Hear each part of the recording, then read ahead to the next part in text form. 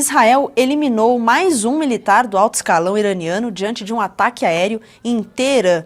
O chefe do Estado-Maior de Guerra, homem mais próximo do ditador Ali Khamenei, morreu no quartel-general após a ação de caças israelenses. A informação foi confirmada pela divisão de inteligência do governo de Netanyahu.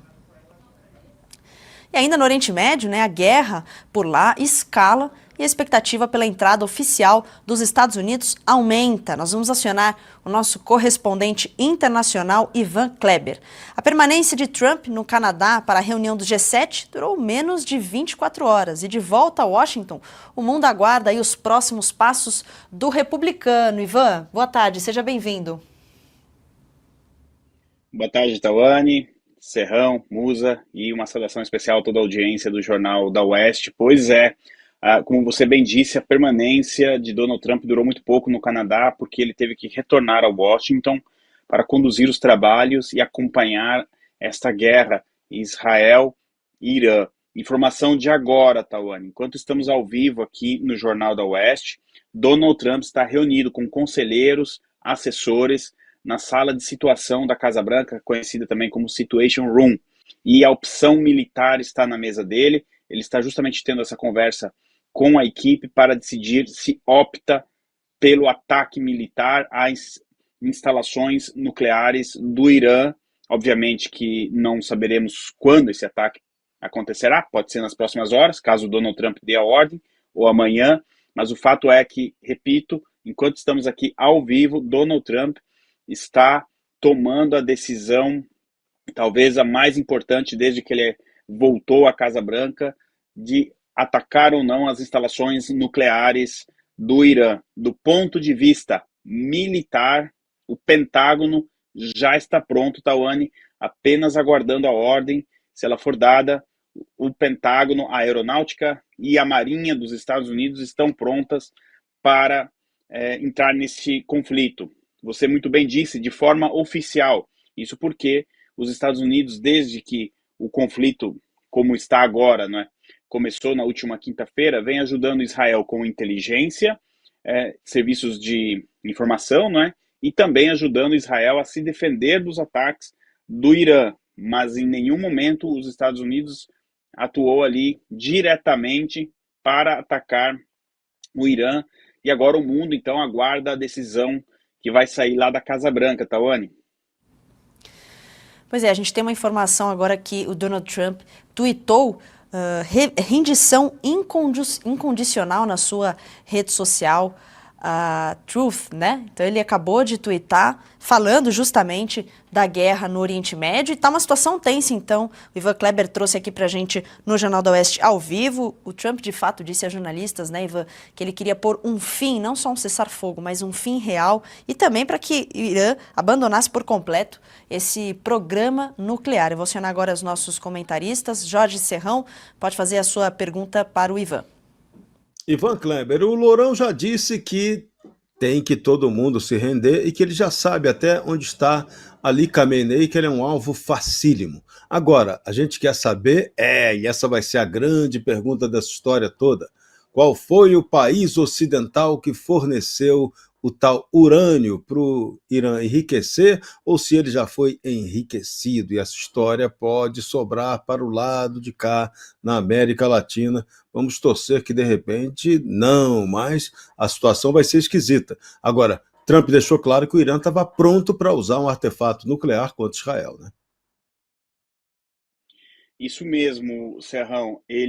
A inteligência americana, compartilhando informações com a inteligência de Israel, acredita-se que o Irã estava muito próximo, dias, talvez no máximo semanas, de conseguir ali o material necessário e, de consequência, ter a sua bomba atômica. Aliás, Serrão, uma das especulações, e aqui estamos entrando no campo das hipóteses, eu também não quero trazer nenhum alarme à audiência da revista Oeste, mas uma das hipóteses que em um último momento talvez o regime iraniano tente realizar um teste nuclear e esse teste seria realizado em direção a Israel.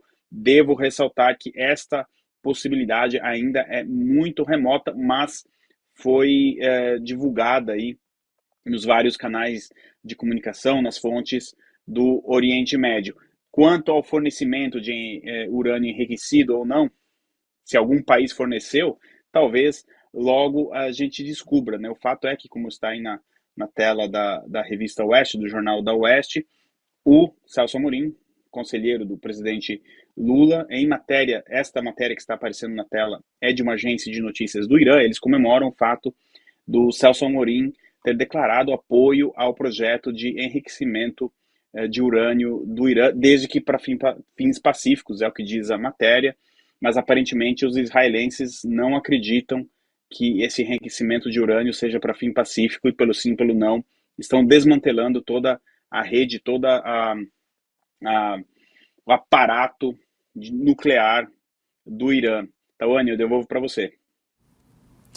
Musa, tá aí as informações que o Ivan Kleber trouxe para nós, os questionamentos também do Jorge Serrão. É importante lembrar que o Irã chegou a ameaçar, inclusive, as bases, né, caso os navios também dos Estados Unidos, do Reino Unido, da França, caso haja uma interferência. Tensão total, né? Tensão total, e uma das ações, primeiro, boa tarde, Kleber, obrigado sempre pela participação, prazer falar contigo. Ao que eu entendo, o Irã, e aí eu queria ouvir sua opinião, está numa situação muito complicada. Primeiro, que ao que parece, Israel tomou o espaço aéreo deles, e segundo, que o que pode ser uma ação que eles façam é fechar o Estreito de Hormuz, só que isso mata a economia deles. Eles produzem 3,2 milhões de barris de petróleo por dia, 2 milhões é para exportação e depende para sustentar uma economia que está com inflação de mais de 40%. Você vê alguma possibilidade do Irã reverter isso e conseguir virar esse jogo e sair vitorioso, ou praticamente isso é questão de tempo? Musa, sempre uma alegria conversar com você. Olha só, vou fazer uma analogia aqui para o público da revista Oeste entender. Neste momento, o Irã é aquele lutador de boxe que está no canto do ringue, tentando se defender, tentando se manter em pé na luta. Nada impede desse lutador, né, dar um contra-ataque ali em seu opositor, mas realmente é uma situação muito delicada. Por isso, Donald Trump falou há pouco, como a Tawane trouxe, em rendição incondicional. Podemos traduzir como essa rendição incondicional? A queda do regime.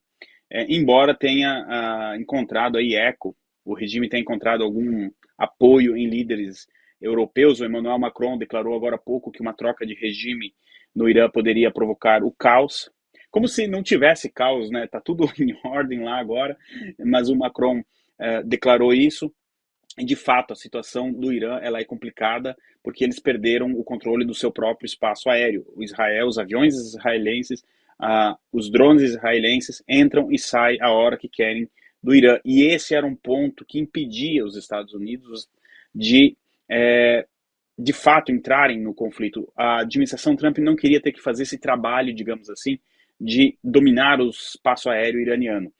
Israel precisa dos Estados Unidos agora, mais precisamente dos bombardeiros B-2, que levam um determinado tipo de bomba que pode explodir a usina nuclear do Irã, que fica em Fonton, é o nome do local, né, que está a vários metros, muitos metros, dentro de uma montanha. Esta bomba em específico poderia destruir essa instalação. É mais nesse sentido que Israel necessita dos Estados Unidos. E uma declaração aqui, Musa, para mostrar como está o cenário internacional também, o chanceler alemão Merz declarou agora à tarde que sim, o sistema, todo o aparato nuclear iraniano deve ser destruído e que Israel está fazendo o trabalho sujo para o Ocidente, mas no sentido sujo de colocar a mão na massa lá e impedir que um regime como esse do Irã consiga a arma nuclear.